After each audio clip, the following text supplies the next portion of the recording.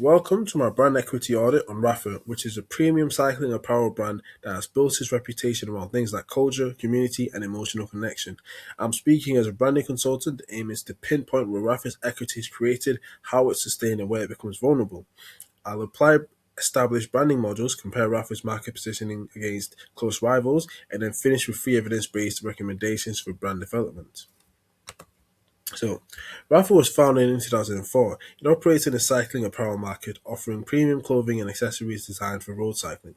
So, while the brand competes in a functional performance category, its strategic focus isn't centered on just technical innovation. No, instead, Rapha targets a tight segment, highly committed cyclists who identify strongly with the sport and its culture. This positioning is backed through its selective distribution and its brand-owned spaces like clubhouses and organized community rides. This aligns with brand relevance, the extent to which brands customers find brand relevant to their needs, and with the argument that relentlessly relevant brands prioritize depth of engagement over mass appeal. Furthermore, this approach aligns with Keller's argument that strong brands are built for relevance rather than reach. Ultimately, Rapha does not attempt to appeal to all cyclists, it just prioritizes depth of engagement of a specific audience. However, this relevant strategy also introduces a structural trade-off. By deliberately narrowing its audience, Rapha strengthens brand equity within its core segment, yes, while simultaneously reducing accessibility and consideration among more casual or price-cautious cyclists. This market context is important as it shapes not only how brand equity is created, but also where future limitations and risk may emerge as the brand evolves. Brand identity is how a brand seeks to define itself and how it wants to be perceived by its target audience. Through controlled brand elements such as design, communication, and values. With that being said, Rapha presents a highly deliberate and tightly managed brand identity. Rapha's identity is constructed around the idea that cycling is not simply a sport, but a cultural practice. You see this in their minimalist visual design, muted color palettes, and storytelling that focuses on endurance and emotional experience of riding rather than competitive advantages and successes. This approach aligns with the Shanatane's view that strong brand identities work at a value-based level, communicating beliefs and attitudes rather than purely functional attributes. By emphasizing the love of cycling and shared suffering, Rafa positions itself as authentic and culturally credible within the sport. From a brand equities perspective, this identity strategy allows for strong symbolic associations and emotional attachments, particularly among cyclists who view the sport as part of their self-concept. However, this depth of identity also introduces inflexibility. See, value-led identities are more difficult to adapt without risking authenticity, meaning Rafa's equity is very much dependent on maintaining cultural relevance within a specific cycling subculture. As a result, identity acts as both a key source of brand strength and a potential constraint on strategic flexibility. While brand identity reflects how a brand seeks to be perceived, brand image is how the brand is actually interpreted by consumers through experience, interaction, and wider social discourse. In the case of Rafa, there is a high level of congruence between projected identity and received image, but this congruence is not without tension. Among committed cyclists, Rafa is commonly perceived as authentic, culturally embedded, and deeply connected to the emotional experiences of the sport. This suggests that the brand's value-led identity is largely received as intended. Keller argues that such identity and image alignment strengthens brand equity by stabilizing brand meaning in the consumer's mind. However, Rapha's image is also frequently associated with exclusivity and elitism, largely because of premium pricing as well as their selective distribution. Commentary within cycling media and consumer discussions often reflect admiration for the brand's authenticity alongside criticism of its perceived inaccessibility. From a branding perspective, this shows the co-created nature of brand image where meaning is shaped not only by managerial intent but also by consumer discourse and social interpretation. So the image isn't wrong, it just reflects the strategic positioning choice. As the Shanatini suggests, brands with clearly articulated identities often attract strong emotional attachments from some consumers while actively excluding others. This image dynamic highlights that Rafa's brand meaning is not passively received but active. So, to evaluate how Rafa creates brand equity from consumers' perspective, Keller's consumer-based brand equity model provides a nice analytical framework. The model maps out brand equity as a hierarchical process, moving from salience to meaning to response and finally resonance. In terms of brand salience, Rafa is strong within its niche of committed road cyclists. That's reinforced through consistent visual identity, cycling specific stories, and repeated exposure in brand spaces. Unfortunately, outside that niche, awareness is weaker, but Kello argues that relevance in the category can matter more than mass awareness. On brand meaning, Rapha is at its strongest symbolically and emotionally. It communicates its values on authenticity, endurance, and cultural belonging, not just utility. This supports Su and Tong's view that brands which successfully develop symbolic meaning are more likely to generate deeper psychological attachment. These lead to positive consumer responses, particularly in the form of favorable attitudes and loyalty. Community-based initiatives such as membership models and organized rides encourage ongoing engagement rather than purely transactional relationships. At the top of the pyramid, this manifests as higher brand resonance, where consumers actively identify with the brand and integrate it into their lifestyle. However, while the CBBE model is effective in illustrating the depth of Rapha's equity, it also reveals a limitation. The model assumes a broadly linear progression, whereas Rapha's equity is driven disproportionately by resonance and meaning, with salience remaining internationally narrow. This limitation has been highlighted by Ross, where equity development is often experiential, non-linear, and community-driven rather than awareness-led. This suggests that Rapha's brand equity is highly concentrated rather than evenly distributed across the pyramid, creating strength with the core audience but increasing dependence on continued cultural relevance within that segment. At the top of Keller's consumer brand equity model is brand resonance, which reflects the strength of psychological relationships between a brand and its consumers. Resonance extends beyond repeat purchases to include emotional attachment, a sense of community, and active engagement. At this stage, Rapha isn't just being bought, it's being lived. The brand creates reasons for people to show up, take part, stay involved over time. This reflects a strong attitudinal attachment and active engagement, which Keller identifies as most powerful indicators of brand resonance. From a brand equity perspective, this depth of resonance represents a significant competitive advantage. Consumers invest not only money but also time, identity, and social capital into the brand, making loyalty more resistant to price competition or functional alternatives. However, the concentration of equity at the resonance level also introduces a risk. Rapha's strongest relationships are largely confined to a highly engaged but relatively narrow consumer segment. As a result, brand equity becomes dependent on continued cultural relevance and cohesion of this community.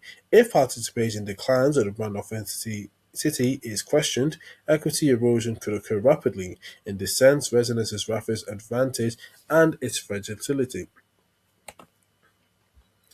Brand positioning is the place a brand occupies in the minds of consumers relative to its competitors based on the benefits and the meanings it emphasizes. When viewed through Akko and Joseph Staller's brand relationship spectrum, Rapha operates most closely to a branded house structure where the master brand is the primary driver of meaning across products and experiences. This strengthens consistency and emotional clarity, but also increases risk, as any negative perception of the master brand has a direct impact on overall brand equity. Rapha's positioning is shaped as much by competitive avoidance as by differentiation. By stepping away from performance metrics that dominate category comparison, the brand reduces vulnerability to technical limitation and price-based evaluation. Kapfura highlights that effective positioning often depends on excluding certain competitive aspects rather than competing across all of them. From a consumer's perspective, this also allows Rapha to occupy distinct mental space centered on authenticity and community. Emotional and symbolic differentiation of this kind is more difficult for competitors to imitate, strengthening brand equity through perceived uniqueness. Positioning inevitably involves strategic trade-offs, as emphasizing certain values may alienate non-target segments. For Rafa, by under-communicating functional performance, Rafa risks reduced relevance among performance-driven or data-focused cyclists who prioritize measurable advantage over cultural affiliation. In addition, the brand faces the competitive pressure from both ends of the market, from technically focused brands that dominate performance credibility and from more accessible lifestyle brands that compete on design and price. As a result, Rapha's positioning strengthens emotional differentiation but requires careful maintenance to avoid erosion of perceived value or market relevance.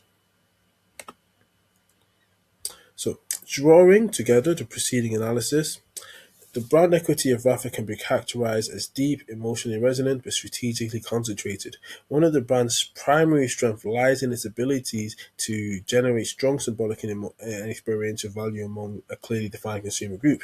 This is evidenced through Rapha's continuing emphasis on community-based engagement, as listed before. From a theoretical perspective, this aligns with more recent branding research that which suggests contemporary brand equity is increasingly built through participation, experience, and community co-creation rather than linear awareness-driven processes. Rapha's equity therefore extends beyond product evaluation and becomes embedded in lifestyle and identity formation, reinforcing high levels of emotional attachment and loyalty. However, this concentration of equity also exposes key weaknesses. Rapha's brand meaning is heavily dependent on continued cultural relevance within a specific cycling subculture. As Keller notes, strong brand equity does not eliminate risk, particularly when equity is narrowly distributed. In Rapha's case, premium cycling, selective accessibility, and strong cultural signaling may reduce relevance among adjacent or emerging cycling audiences, especially during periods of economic pressure or shifting participation patterns. As a result, Rapha's brand equity functions as both a competitive advantage and a structural constraint. The brand strength lies in a depth of engagement rather than scale, meaning future equity growth is less likely to come from expansion and more dependent on careful management of relevance. So, the first recommendation is that Rapha should seek to broaden brand salience within adjacent cycling related segments without diluting its core brand identity. As identified earlier, Rapha's brand equity is currently characterized by depth rather than breadth, with strong resonance among committed cyclists but limited relevance beyond this group. Keller defines brand salience not simply as awareness, but as the likelihood that a brand comes to mind in relevant consumption situations. For Rapha, this is just an opportunity to increase situational relevance amongst urban cyclists, lifestyle riders, and culturally engaged consumers who may not identify as performance-focused athletes but still value authenticity, design, and meaning. Importantly, this expansion should not involve price reduction or mass market distribution, as this would risk brand dilution. Arca argues that brand equity is weakened when growth strategies don't align with the meaning that originally created value. Rapha can increase salience through controlled visibility in new contexts. This can be done through context-specific storytelling. This is communicating the brand in specific user situations. Limited product drops. This is releasing small time-bound collections that create visibility. And city-based activations. This is temporary location-specific initiatives that place the brand in new geographic settings. From a brand equities perspective, this strategy strengthens the base of CBBE pyramid by increasing salience and consideration while preserving the emotional and symbolic associations that drive loyalty. This allows Rapha to grow brand equity horizontally, extending relevance without compromising the depth of engagement that currently differentiates the brand. Looking at the second recommendation, Rapha should strengthen the communication of its functional performance credentials while ensuring these remain secondary to its lifestyle-led brand identity. As identified earlier, Rapha's positioning deliberately prioritizes cultural meaning and emotional connection over overt technical performance messaging. While the differentiation is a key strength, it also creates vulnerability in a premium price performance category. Keller argues that strong brand meaning is built through a combination of functional and symbolic associations. In Rapha's case, symbolic meaning clearly dominates consumer perception. However, limited visibility of functional performance cues may weaken perceived value among cyclists who expect technical legitimacy to support premium pricing. So to make functional performance more visible, Rapha can do the following. Material innovation cues. This is briefly highlighting fabric development. They could do durability and longevity signals. This is referencing product lifespan, wear over time, or repairability to reinforce value justification. And they could also do weather and conditioning relevance. This is showing how products perform in a rain, cold, or long distance conditions. There's also real world rider testing. This is using evidence from everyday riders or long distance users to support credibility. This all with Cap Ferrier, who argues that all effective positioning does not require communicating everything a brand does, but ensuring that key credibility cues are present to support the core promise. All of this is consistent with the findings of Su and Tong that function credibility cues support brand equity in sportswear, even when brands are primarily differentiated through symbolic or personality-led associations. From a brand equity perspective, this approach helps align customers' expectations with the realities of product performance. By making functional cues more visible, Rapha reduces the risk of perceived value gaps that can emerge when premium pricing is supported primarily by symbolic associations. And finally, moving to the third recommendation, which focuses on sustaining Rapha's strongest brand asset, which is its community based brand equity, while reducing long term dependency risk. As has been shown earlier, Rapha's brand resonance is heavily concentrated within a highly engaged but relatively narrow consumer segment. While this creates strong loyalty, it also exposes the amount of cultural and behavioral shifts within that community. Brody suggests that when brand equity is built through participation, it becomes more dynamic, but also more fragile because meaning is co-created and declining engagement can quickly weaken equity. For Rafa, this makes it important to protect community value while reducing dependence on a single engagement format. One strategic approach would be to introduce tiered or modular engagement opportunities that allow consumers to interact with the brand at varying levels of commitment. This could include lighter touch community experiences, temporary participation initiatives, or digital first engagement that retains cultural alignment without repairing full lifestyle immersion. Arca argues that sustainable brand equity is supported by flexible brand relationships rather than dependent on a single one loyalty mechanism. From a brand equity perspective, this strategy preserves Rafa's cultural credibility while broadening emotional entry points into the brand. It strengthens resilience, reduces dependency on core members, and ensures that community based equity remains a long term asset rather than a constraint on a future. Okay, so conclusively, this brand equity audit has demonstrated that Rafa has developed a distinctive and powerful form of brand equity rooted in cultural meaning, emotional attachment, and community based engagement. Through strong alignment between brand identity and image and high levels of brand resonance, Rapha has achieved depth of equity within a clearly defined consumer segment. However, the analysis also highlights that this equity is highly concentrated and dependent on continued cultural relevance within a narrow audience. While this strategy strengthens loyalty and differentiation, it simultaneously constrains scalability and increases vulnerability to shifts in consumer culture or participation patterns. The recommendations presented therefore focus on protecting and extending its existing brand equity through increased situational salience, reinforced functional credibility, and more flexible community engagement. Collectively, these strategies aim to enhance the sustainability of Rafa's brand equity while preserving the cultural authenticity that underpins its competitive advantage. Thank you for watching. Thank you very much.